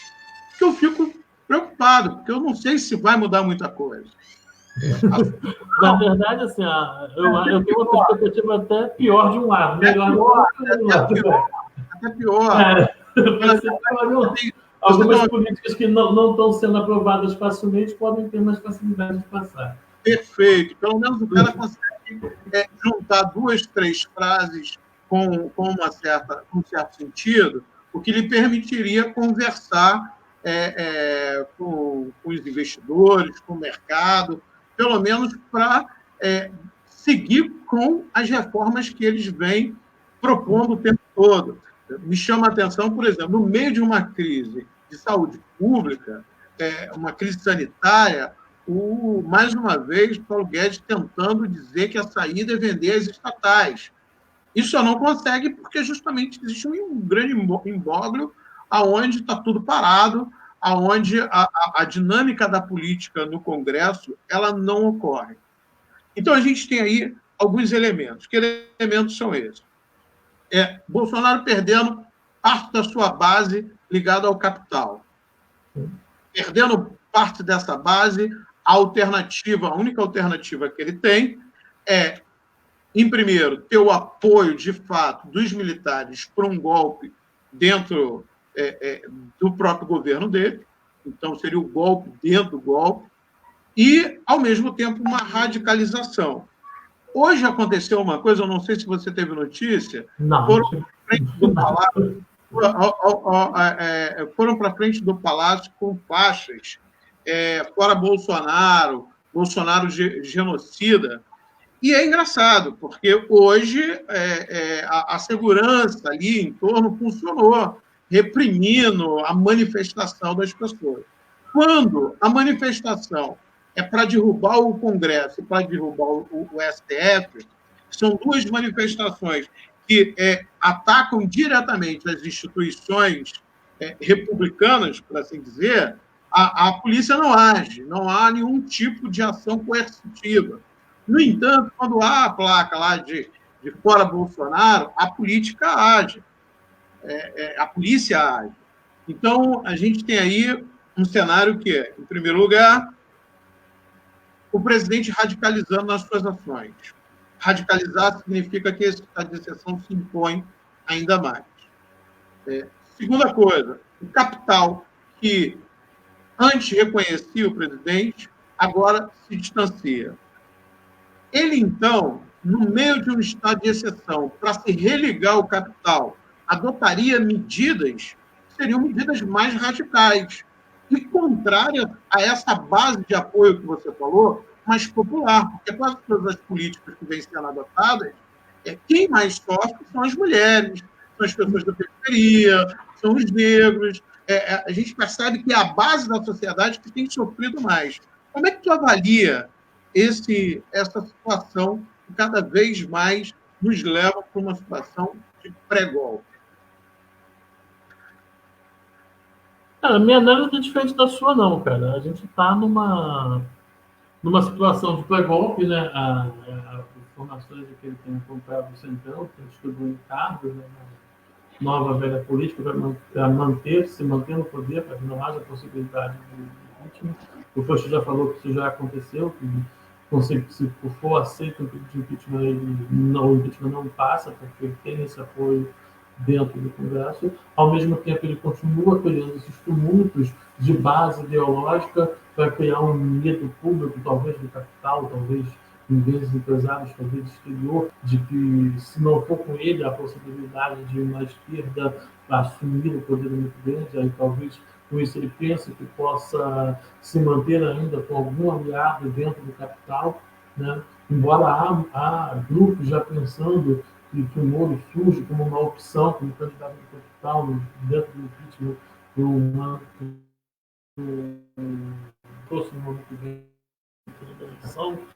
Há vários senões, há várias possibilidades. Só uma situação. Ele está inteligente do mundo, mas ele é esperto. Ele sabe manipular a opinião pública, ele sabe se colocar em pauta, ele sabe desviar a atenção, criar esses tumultos. Nós estamos pautados o tempo todo pelas suas ações e suas falas, o que vai criando esse tipo de situação. Basicamente o seguinte, né? Se alguém pensa que o Exército não apoiaria um alto golpe, tá? Não apoiaria, tanto que o Exército está em peso no governo. Você pode ter grupos dentro do Exército que não são a favor, como no golpe de 64 também teve grupos dentro do Exército que não foram. Mas esses foram silenciados rapidamente, né? Hoje eu acredito a mesma coisa. Se essa coisa se agravar, se não houver um movimento mais forte para tirar um apoio militar dele, ele pode, pensando-se que poderá perder o poder, tentar realmente esse golpe com um golpe militar, ou até mesmo um golpe militar sem ele, né? Os militares parece que estão gostando muito do poder, estão cada vez mais presentes, né? E o fato de a gente ter um ministro da saúde que não é médico, mas um grande especialista em guerra, né, indica muito o caminho que nós estamos tomando, né? Qualquer outro pensamento, muita ingenuidade achar que não estamos no caminho de um golpe ou militar ou civil, mas de uma forma de poder que não é mais o poder democrático constitucional. Nós não estamos mais dentro de um regime democrático constitucional. A nossa Constituição já é basicamente uma Constituição que existe, mas não existe, né? Várias situações que, teoricamente, não deveriam acontecer, que são leis, mas que não são obedecidas, porque a normalização da prática de poder deste governo é simplesmente a completa ignorar por completo a lei, né? E fica por isso mesmo, né? Não há uma organização das outras instituições, né, judiciário e legislativo, de confrontar esse poder. Quando você mostra da polícia atacando um tipo de manifestação e não ataca o outro, é uma forma atualizada daquilo que eu te falei. Você tem a vida política qualificada e uma vida política não qualificada, uma vida que tem direitos políticos e uma outra cidadania que não tem direitos políticos, né? Esse tipo de situação, de dicotomia, pode se agravar em coisas muito mais sérias, né? Você já está identificando aí um inimigo objetivo para a eliminação. E quando eu falo eliminação, eu falo em morte mesmo. Se você tem um golpe, você vai ter tortura, vai ter assassinato, vai ter todas essas coisas, né? Eu não.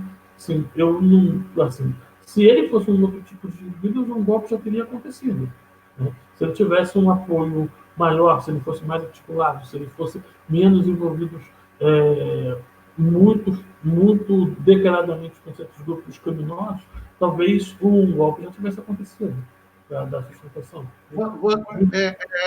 Quando a gente olha, uma coisa que eu estou preocupado muito, e aí eu acho que qualquer um mínimo de senso crítico talvez ficaria muito preocupado com isso também. A gente percebe que a base da polícia militar de vários estados tem obedecido mais ao presidente da República do que o próprio governador. São Paulo está sofrendo isso, aqui no Rio de Janeiro, eu conversando com um colega meu outro dia, que é militar, e aí ele fala: Eduardo, eu não sei o que está acontecendo, mas os caras parecem que sofreram uma lavagem cerebral de tal maneira que eles não conseguem escutar o governador, eles conseguem escutar a relação deles hoje, é uma relação direta com o presidente, e descumprindo, inclusive, algumas regras e algumas ordens governamentais. Então, a gente tem aí, em camadas, aquilo que se entende como segurança pública, e pegando segurança pública desde o guarda municipal aos policiais militares, às forças armadas, ninguém tem dúvida que esses grupos estão muito alinhados com o presidente da República, seja por uma questão de identificação de área de atuação, seja pelo discurso belicista, pelo discurso armamentista, pela suspensão de direito e imposição de um modelo à base da violência, porque o que está colocado aí o tempo todo é a violência na tentativa de conter outros tipos de violência, mas uma violência desproporcional, uma violência do Estado, né? Nesse sentido, eu fico preocupado como as forças críticas a esse governo vão conseguir, de fato, se mobilizar, sabendo que nos 3 entes federados, municipal, estadual e federal, cada vez mais aquilo que nós entendemos como segurança pública está alinhado com o presidente. Ponto 1. Ponto 2. Ao mesmo tempo, a gente percebe que essas forças de segurança cada vez estão perdendo mais o seu sentido de garantia da soberania, de garantia da segurança, do poder de polícia, que, no fundo, na verdade, a salvaguardar a sociedade, e cada vez mais estão se milicializando. A gente percebe que esses grupos estão sendo dominados por uma lógica que é uma lógica de milícia, muito mais forte do que uma lógica hierárquica militar. Isso me dá uma preocupação ainda maior, porque numa tentativa de barrar esse avanço autoritário, numa tentativa de se contrapor, a sociedade vai se encontrar numa relação de desproporção muito grande. Como é que os seus autores avaliam isso? Como é que você avalia isso? Né? O que eu posso dizer, cara? Há um problema sério hoje que, assim, eu não sou um futurólogo, né? Não consigo fazer previsão do futuro. A perspectiva é ruim. As perspectivas são muito ruins. Né? Tem gente que está pensando que esse cara é um cara despreparado, então ele não vai articular esse tipo de coisa. Né? A gente pensava no início do problema da pandemia, por exemplo, que o Mandetta estava cagando andando, estava fazendo o que queria e ele não ia conseguir mandar o Mandetta embora porque já havia uma intervenção militar que não ia deixar isso acontecer. Mandou o Mandetta embora, trocou todos os ministros que queria, conseguiu forçar agora um protocolo de cloroquina que ele quis, né? com um ministro militar sem preparo médico. Né? Então, assim, os autores que eu trabalho, né, esses autores eles não são brasileiros. Né? Então, ele serve como um sulhamento, né? Nos dá um sul aí para pensar algumas coisas, mas não nos dá uma solução, porque o problema deles é o problema dos Estados Unidos, é o problema da Itália, da Europa. Pensar o problema do Brasil agora, né, é pegar um pouco dessas categorias e começar a tentar entender nossos problemas a partir de nós mesmos também. Né? O que está se construindo com esse governo aqui é um tipo de estado de exceção muito sui generis. Né? Ele está se construindo aos poucos, colocando um regime militar por dentro, internamente, utilizando estruturas legais que se permanecem, utilizando estruturas que são milicianas e militares e de estruturas militares ao mesmo tempo, né?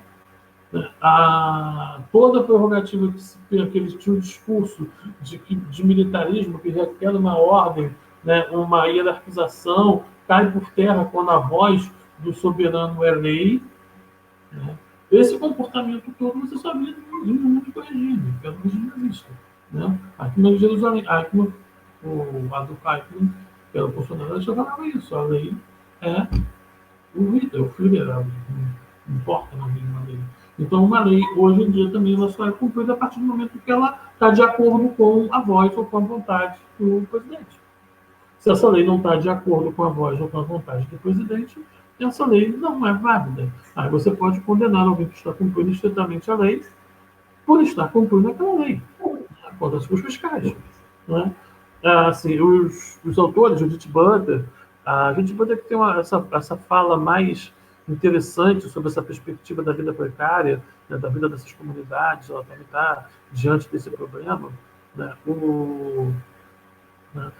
O Antônio Negri, pensando no conceito de multidão, mas ainda são conceitos muito distantes um pouco da nossa existência aqui direta. Né? Eu fico pensando o seguinte, o que os nossos deputados, senadores, né, de frente progressista, e não só a esquerda, mas alguém que seja minimamente democrata, né? Mesmo sendo liberal, mas sendo liberal democrata, mesmo sendo de esquerda, mas sendo de esquerda democrata, né? Como agir perante um governo que está atropelando qualquer estrutura legal, qualquer, né, estrutura de separação dos direitos, dos poderes. Os poderes estão sendo atropelados. Você tem um presidente do STF subjugado ao militar. Tem gente que está perguntando, a Maria de Jesus está aqui observando a gente, tem que agradecer. Maria de Jesus, que mais uma vez está com a gente aqui. Tem algumas pessoas que estão fazendo pergunta, Marquinhos. Então, Aonde? Eu não estou vendo as perguntas. Acabaram, porque estão em salas diferentes. Então tá, manda para mim. Não está aparecendo aí. A Maria de Jesus está perguntando assim, e como orientar o caminhar da sociedade para se proteger do projeto em curso? Quer dizer, tem muito a ver com a pergunta que eu te fiz agora. Eu não ouvi o pedido. Como o quê para se proteger do projeto em curso? Como se proteger, como orientar a sociedade... como orientar a sociedade para se proteger do projeto em curso. Tem uma outra pergunta. Tem uma outra pergunta que vai mais ou menos no mesmo sentido, onde há uma preocupação muito grande de quais passos. E aí eu não estou colocando nem só quem é oposição ou quem é de esquerda, não estou colocando dentro desse. Estou colocando do ponto de vista da sociedade. Como a sociedade pode se organizar contra um modelo de governo que tem apontado para um caos cada vez maior e um nível de autoritarismo muito grande. Jesus perguntando isso, tem outros parceiros perguntando também. Agradecer aqui o Wallace que está vendo a gente, Gustavo, que foi meu aluno lá no Leopoldina Machado, tem uma galera aí do ensino fundamental se interessando também aqui, ó. Eu vou te dizer uma coisa, que assim, eu não sou muito especialista nesse negócio, não, que a Jesus perguntou, né? Mas eu tenho um amigo que é o Roberto Ponciano, você deve conhecer. O Roberto Ponciano está agora estudando muito rede, né? Como é que funciona essa dinâmica de rede? Que um dos grandes problemas que eu estava até apontando antes é como a gente tem sido pautado por ele, né? E nós reproduzimos isso o tempo todo um discurso. Hoje foi o discurso da Tubaína, ontem foi o discurso da Regina Duarte, e a gente é pautado o tempo todo por ele. Devia haver a preocupação, e não podemos menosprezar o alcance das redes sociais em geral, ainda mais no momento em que o isolamento é muito forte, por mais que não seja total, não seja algo longe, estamos longe de 100% do isolamento, mas os alcances da rede mesmo, durante a eleição, se provou ser de um alcance imenso. E nós somos pautados por ele o tempo todo, né? Ele faz qualquer merda, pauta. Ele faz qualquer coisa, pauta. Então ele acaba sendo aquela figura que sabe se mostrando. E um discurso assim mais técnico acaba não funcionando. Não funcionando. Assim, o Roberto Ponciano está com um grupo de estudos sobre essa dinâmica de redes, como colocar, como fazer com que determinadas pautas sejam colocadas em rede, estudadas em rede. Eu acho que um dos grandes caminhos para a gente hoje é realmente tentar entender esse fenômeno, como isso funciona. Por exemplo, você já estava vendo um vídeo desse estudo que eu não cito o nome, justamente porque vocês vivem disso, né? Que ele estava falando que ele ganhou muito dinheiro num vídeo que ele fez e que ele ganhou não sei quantos milhões de dislikes. Então, assim, um vídeo com, sei lá, vou chutar 20 milhões de dislikes, deu muito dinheiro para ele. Mas dislike é o cara que não gostou. Você com dislike, você deu dinheiro para o cara. Porque você dá dislike, você começa a acessar outros conteúdos dele que tem um patrocínio que está pagando ele muito bem, né? Então, assim, você acaba sendo pautado por uma pessoa que está, por mais que a gente considere ele como alguém não inteligente, mas que é extremamente esperto nesse momento. Eu até vou te mostrar uma coisinha. Tem um texto do Adorno e Horkheimer, né? Adorno e Horkheimer, Dialética do Esclarecimento, um texto famoso, quem é da sociologia que você conhece muito bem, né? Notas e esboços, na última parte desse texto, ele fala de uma coisa muito interessante, que é o seguinte, né? Uma das lições que a era hitlerista nos ensinou é de como é estúpido ser inteligente. Quantos não foram os argumentos bem fundamentados com os que os judeus negaram a chance de Hitler chegar ao poder, quando sua ascensão já estava clara como dia, né? E aí ele vai, falando de como as pessoas baseadas nos seus conhecimentos, né, científicos, sociológicos, históricos, filosóficos, diziam que o governo como hitlerista não pode acontecer nunca, porque os interesses econômicos dos cervejeiros bárbaros não vai deixar, o interesse da economia mercantilista não vai deixar que o Brasil entre numa ditadura com Bolsonaro. Eu acho que a gente pensar por aí é cair no mesmo tipo de burrice da inteligência dos judeus na Alemanha, né? Os dois caminhos que eu vejo é um conhecimento maior dentro da estrutura da rede, o que realmente colocar, o que realmente pode repercutir, e, né, aquilo que a Gisele da Maré faz o tempo todo, faz muito bem, né, que é esse trabalho imenso, gigante, dentro das comunidades, dentro das favelas, diretamente com a população mais carente, sem informação, e que está ouvindo, né?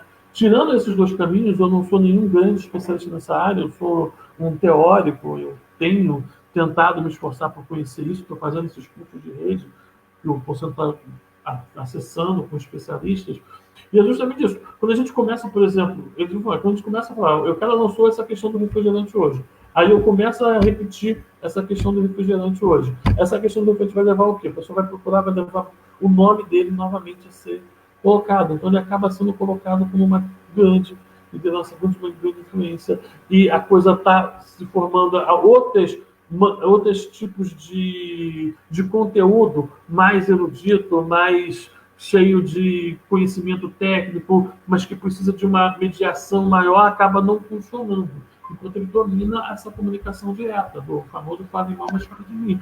Aí você tem que pensar lá no Guy Debord, né? No Guy Debord, no Sociedade do Espetáculo, né? Como é que esse grupo ele domina o espetáculo, né? Ele faz esse controle completo do espetáculo que tem falhado para a gente, né? Até esse diagnóstico que eu estou falando é um diagnóstico já feito por muita gente.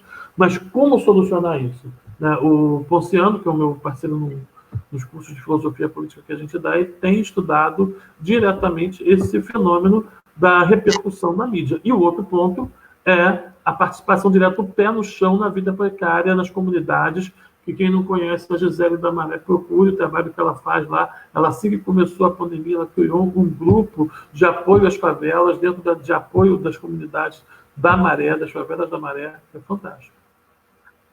Aqui está acontecendo uma coisa muito legal. Em Caxias, o Galpão Gomeia está conseguindo reunir uma série de movimentos sociais sob o nome de Movimenta Caxias. E, cara, eu vou chamar de meninos, mas são todos muito sérios, responsáveis, e tem uma energia muito grande. Eles já conseguiram a distribuição de quase 18 ou mais de 18 mil cestas básicas. E agora o diálogo está indo para um próximo patamar, que é o seguinte, é tentar fazer uma conversa com a estrutura estatal, com o prefeito, com os órgãos da prefeitura, de como a sociedade civil pode colaborar no mapeamento de problemas. Quem está na ponta, quem está agindo na ponta, quem está distribuindo essas bolsas, quem está em contato direto com as comunidades mais carentes, acaba construindo uma expertise, um conhecimento que pode facilitar muito nesse processo, desse momento que é a pandemia. Sim. Eu acho que nesse momento de pandemia, a união de forças, no sentido de tentar enfrentar um caos que é maior, ele é fundamental. Embora que ninguém vai deixar em suspensos os diversos erros que existem, tanto na prefeitura como no governo do Estado, sobretudo no governo federal. Existe aí problemas de ordem do funcionalismo, da falta de pagamento de servidor. São vários os problemas que hoje atingem a cidade. Caxias, muitos vêm apontando que se o Brasil vai se transformar no epicentro da pandemia, alguns estão apontando que Caxias vai ser o centro do epicentro, vai ser aquele lugar principal, porque esse final de semana eu tive que sair por 2 vezes, ir à farmácia, depois resolver um problema. Alguns bairros, como Vila São Luís, alguns bairros no entorno do centro de Caxias, tomei conhecimento também ali para Saracuruna, Jardim Primavera, as praças, as ruas estão completamente cheias. Então, existe aí um desafio, que é um desafio, de fato, da preocupação com o outro. E aí, mais do que a gente chamar a atenção para essas pessoas que estão sendo irresponsáveis com a vida do outro, é chamar a atenção dos governos também. Porque a sociedade, muitas vezes, ela percebe o seguinte: se o prefeito, se o governador, se o presidente está agindo dessa maneira, por que eu não vou agir também? Eu acho que o conflito, a polaridade do conflito que a gente vive hoje com relação aos efeitos da pandemia, ela acaba tirando a atenção e fazendo com que as pessoas tomem, muitas vezes, posições completamente erradas. Eu não quero, com isso, de maneira nenhuma, passar a mão na cabeça das pessoas, não. O cara sabe que está fazendo algo errado, até porque tem os meios de comunicação aí que estão o tempo todo falando. Só que, cada vez mais, Caxias tem se tornado esse lugar central onde os números de casos cada vez crescem mais, onde os números de casos cada vez ficam... são mais pessoas morrendo, e aí a sociedade tem que ter um comprometimento, de fato, tem que ter uma responsabilidade. Se a gente não consegue enfrentar uma pandemia com o mínimo de seriedade e bom senso, dificilmente a gente vai conseguir enfrentar um governo que é um governo genocida dentro das suas ações. Então, acho que é importante a gente ter uma clareza sobre isso. E aí, quem tiver acesso ao Movimenta Caxias, dá uma olhadinha na página, está muito bacana. Por quê? Porque são uma série de ações que são ações, primeiro, ações da distribuição das cestas básicas. Segundo, protocolo de identificação de casos em comunidades.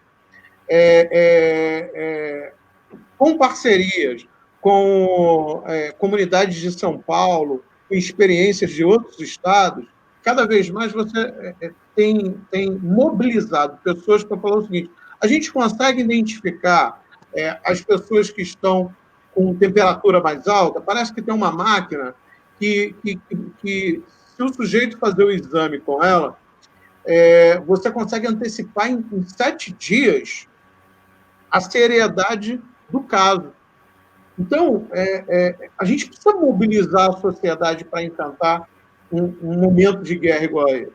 A sociedade precisa ser ativa, mas, sobretudo, ela precisa ter responsabilidade. Se não tiver responsabilidade, fica muito difícil. A gente tem a Aline falando aqui, hoje tivemos que ir a uma clínica realizar exame, todas em Caxias, no Praça do Relógio, todas as ruas, as pessoas iam nas ruas normalmente. O próprio governo, com as suas ações completamente sem sentido, acaba gerando filas enormes em frente à Caixa Econômica. A gente precisa entender que momento é esse que a gente está vivendo. Agora, Marco, a gente vai para 1h40. Vamos fazer uma fala final aqui, um encerramento? Eu vou te dar aí mais 5 minutos para você fazer uma fala. Agradecer as pessoas que estão nos vendo aí, o Gustavo. Gustavo foi meu aluno da 8ª série, do 8º ano, do 9º ano, está agora no 1º ano. Vamos lá, Gustavo, fazendo alguma pergunta inteligente, hein? Pergunta boa. O Wallace está comentando aqui, que a Vila São Luís, a maior parte do comércio e movimento de rua está praticamente normal. Vitor Riso, que eu trabalhei num projeto maravilhoso, que foi o Portal do Futuro. Vitor, jeito muito bacana, muito responsável. Cara, a gente tem que chamar a sociedade para essa responsabilidade também, até para a gente enfrentar um mal maior, que é esse mal do desgoverno. Vai lá, 5 minutos para você fazer uma fala final. Essas falas aí do Wallace sobre a não cumprir da quarentena na Vila São Luís, da Aline, obrigado por vocês estarem aí, em Duque de Caxias, me lembra novamente aquele conto com que eu abri a minha apresentação do Porto de Garão Apoio, a Máscara da Morte Rubra, a Máscara da Morte Vermelha. As pessoas estão sendo deixadas do lado de fora do castelo, estão sendo deixadas perante a face da morte rubra. Eu penso o seguinte, a gente perdeu aquilo que o Levinas nos colocava, que é esse compromisso ético com o outro. Esse nosso compromisso com a vida e com a morte do outro, não a morte no sentido negativo, mas pensar que a responsabilidade é de todos, mas eu sou o mais responsável. O Levinas nos fala isso, citando Dostoiévski, se todos são responsáveis, eu sou mais responsável que todos os outros. Mais ou menos isso. Porque é o seguinte, se todos nós assumirmos que a maior responsabilidade é a nossa, esse tipo de coisa não teria acontecido. Esse tipo de comportamento, mas a gente não vê mais o outro como um outrem, como alguém que tem um ser e um vestígio de Deus em si, mas como uma coisa, como um homo sacer, como alguém dispensável perante a nossa vida, que é mais importante. Uma egolatria. Nós estamos envolvidos numa sociedade completamente ególatra. Então, assim, com esse tipo de visão, capitaneado por um governo que propicia políticas de morte, que se isola no seu castelo, que se isola no seu grupo lá e deixa para a população apenas política de morte, de exterioridade de morte, há um deslocamento entre o poder soberano e aquele que sustenta a soberania, que é o povo, em que se cumprir da profecia, se você pensar como uma profecia, do Edgar Allan Poe, na Máscara da Morte Rubra, o que tem é o extermínio de todos. Então, o que resta para nós, né, nós que estamos atentos a esse tipo de situação, estamos vendo e que olhamos no outro não a morte, mas olhamos no outro o vestígio de Deus, né? Nós olhamos no outro um indivíduo que merece essa vida e que podemos vê-lo como um fim em si mesmo. O que nos resta no momento são dois caminhos complexos, difíceis, que é o caminho da conscientização das redes sociais. Precisamos estar atentos a como essas redes sociais funcionam, esse mundo de influência de rede social. E acho que tem uma participação aqui da Renata Cacilda, pensar nessas mobilizações dentro das favelas, dentro da sociedade civil, isso que o Gomeia está fazendo aqui nas Rias, que a Gisele faz na Maré, que outras pessoas estão fazendo nas suas comunidades, nas favelas, que é fundamental. Qual é o problema perante esse momento? Talvez não dê tempo. O movimento do estado de exceção está acelerado a passos largos. Né? O movimento do estado de exceção que está se apresentando, se afirmando e trazendo consigo aquilo que o estado de exceção se funda. E o estado de exceção se funda sobre a morte. Né? Eu espero que a gente consiga enfrentar esse momento, passar esse momento, que esse passe não só a pandemia, não só a doença, né? Não só esse momento de quarentena, mas também que passe esse momento de estado de exceção político que leva à morte, não só através dessas políticas sanitárias negativas, políticas de não sanitarismo, essas biopolíticas de morte, não de vida, essa necropolítica, né? Mas que a gente consiga superar também esse estado de exceção que se apresenta em outras frentes e está usando um bocado desse momento real de dor e de preocupação perante esse vírus para se afirmar cada vez mais como estado de exceção. Boa noite, obrigado. Bacana, Marquinho, que bom estar aqui com você. A gente está chegando a uma situação de barbárie muito grande, né? O mundo todo está olhando para o Brasil e é muito significativo quando o próprio governo americano, que é um apoiador do presidente aqui, fala o seguinte: vamos fechar a entrada das pessoas que vêm do Brasil. A gente, lendo alguns jornais internacionais, apontam, cada vez ridicularizam mais o Brasil, mas também se preocupam, porque todos estão identificando que a gente está entrando numa situação de barbárie. E essa barbárie tem colocado desafios grandes para como nós vamos sair disso tudo. Semana que vem, eu vou fazer uma discussão em torno da questão do nosso pacto federativo. Quais são as implicações dentro do pacto federativo em relação a esse momento que a gente está vivendo. Por quê? Porque uma série de estudos da área de economia estão apontando que o Brasil vai entrar, talvez, na sua mais profunda crise econômica e que dificilmente a gente vai sair dessa crise ao longo aí de alguns anos. Por outro lado, a gente tem um problema sério, que é a relação entre os três entes federados.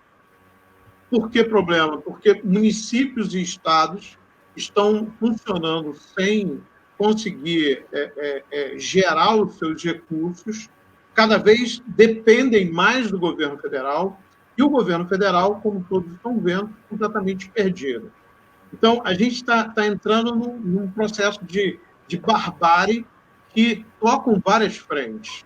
Uma barbárie do ponto de vista da saúde, uma barbárie do ponto de vista da educação, uma barbárie do ponto de vista da geração de emprego, o que coloca o país todo num processo muito perigoso. E aí, esse processo acaba fazendo o quê? Ele se une, ele acaba ganhando o sentido da fala que o professor acabou fazendo hoje. Ele compõe um caldeirão para esse momento de pré-golpe, de autoritarismo, de suspensão de todos os direitos e, ao mesmo tempo, de violação dos direitos humanos. Então, eu fico grato a todos que escutaram a gente até agora e já deixo aqui, tem um professor que está vendo a gente, que é o Wallace Damasceno, ele vai estar semana que vem aqui com a gente, conversando sobre economia, perspectivas econômicas e o Pacto Federativo. Queria agradecer a todos que nos viram hoje, queria agradecer ao professor Marcos. E, Marcos, vamos fechar para os próximos dias um outro encontro. Agradecer aí todo mundo, o Wallace, né, o Birajara Medeiros, grande companheiro meu de trabalho durante muito tempo, muitos anos, na saudade de tu, rapaz, né? A Renata Cacilda, aqui também, que estava participando aqui com a gente. Agradeço a todos que estavam assistindo, não sei se a Maria de Jesus já está assistindo, né? A Ana Beatriz, né? A Ana Maria está aqui assistindo também. Foi um prazer participar dessas duas lives, né? Eu gostei muito do resultado, das discussões. Tem muita coisa, assim, essas minhas abordagens às vezes são um pouco mais pesadas, eu penso que eu vou assim, trazer esperanças, mas eu gosto de estar atento à parte mais complicada, né? A perder um pouco do olhar de que vai passar, de que não precisa fazer nada não, que vai passar, que não vejo por aí não. Acho que sem as mobilizações dessas duas frentes, nas redes sociais e diretamente no chão das ruas, das favelas, das comunidades, né, com a sociedade civil, né, se não houver essa mobilização real nesses dois locais, vai ficar muito difícil para a gente. Boa noite. Valeu, meu amigo. Aquele abraço. Felicidade. Valeu. A todos.